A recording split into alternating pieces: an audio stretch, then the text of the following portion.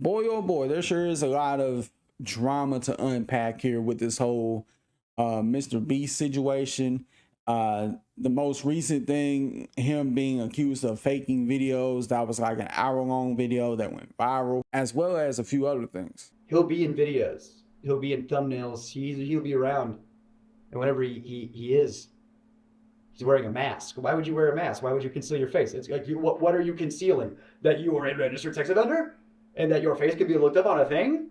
How much more can you literally cover up a sex offender? And if people know who Jake the Viking is, somebody who's been very vocal against the Ava Chris Tyson situation, apparently it seems that he had knowledge of his brother-in-law being an alleged PDF file sex offender, and he didn't say or do anything about it. Figured you'd have a shit response.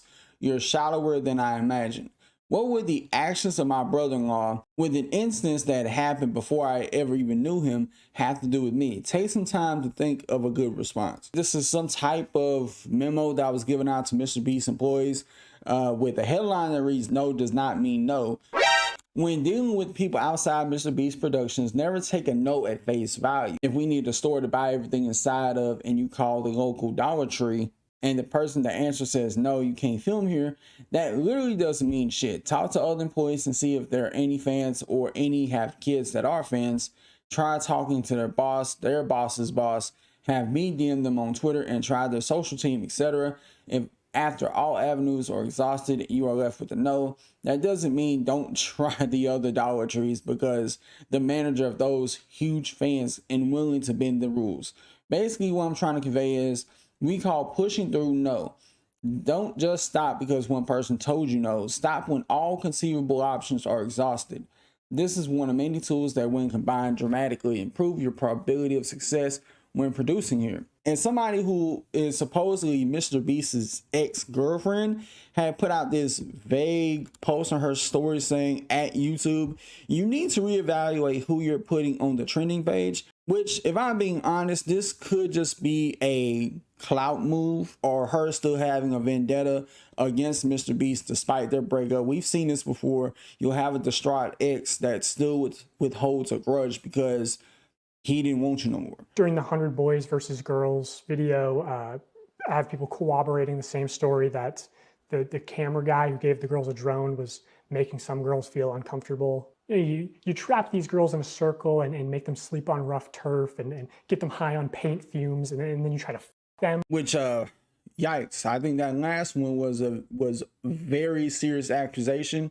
And I think that is something that, you know, MrBeast should try to distance himself from that person as quickly as possible. Get him, the alleged sex offenders, off the team as quickly as possible because you don't need that type of dark cloud hanging over you.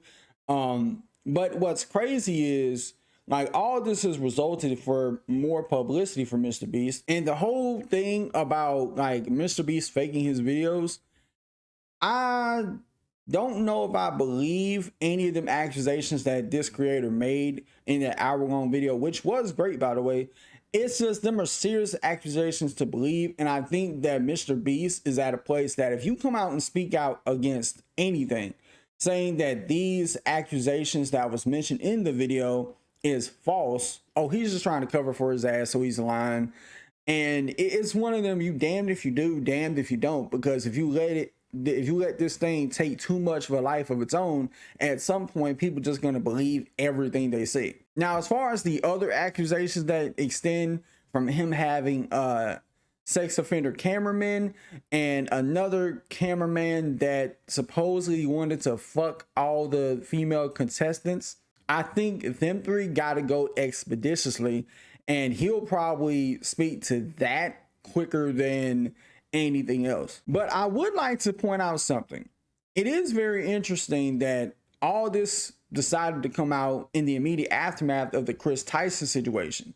That conveniently enough, because of this, you got this person saying that, oh, he fakes his videos, he has cameramen that are PDF files, he has weirdos who try to fuck female contestants, and the only allegation I feel like that can go one way or the other is the whole faking your videos thing. He's not going to come out and publicly say that, and hypothetically if he did, he'd be ruined. He would be ruined. But I feel like he's let that part of these allegations take on a life of its own. If he does respond to that in any way, then to people it's going to come off as an admission of guilt.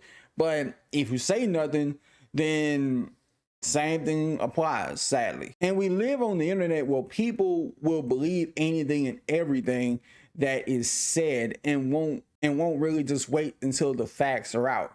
Now, as far as the latter goes, best believe I wouldn't be surprised as of this video that MrBeast got rid of all 3 individuals. Because if you ask me which has the least amount of collateral damage, you faking videos, having weirdo cameramen that's part of your team and staff, yeah, them 3 gotta go. You know, like that is nasty to have on your back. But if we're having like an honest conversation, I don't think the faking videos thing is going to be enough to end his career. Like, unless he was to come out and say, yeah, part of that's true, we did stage some of these videos. But I think it's gotten to the point he just should just leave that alone and focus on getting rid of the weirdos on his team. Because once they're out the way and you have this to focus on, which honestly will blow over by next month, nobody's going to be talking about MrBeast faking videos by December.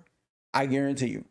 People still gonna watch his content. He's not going nowhere. He's not gonna lose any brand deals. He's not gonna lose any brand deals and business ventures because of this. If anything, he would be more likely to lose something by maintaining weirdo cameramen than faking videos. But I don't know. It seems like that there's so many people trying to clout chase off MrBeast, so you kind of don't know how true some of this stuff is. And this isn't me saying that anybody that's accused MrBeast of anything is lying.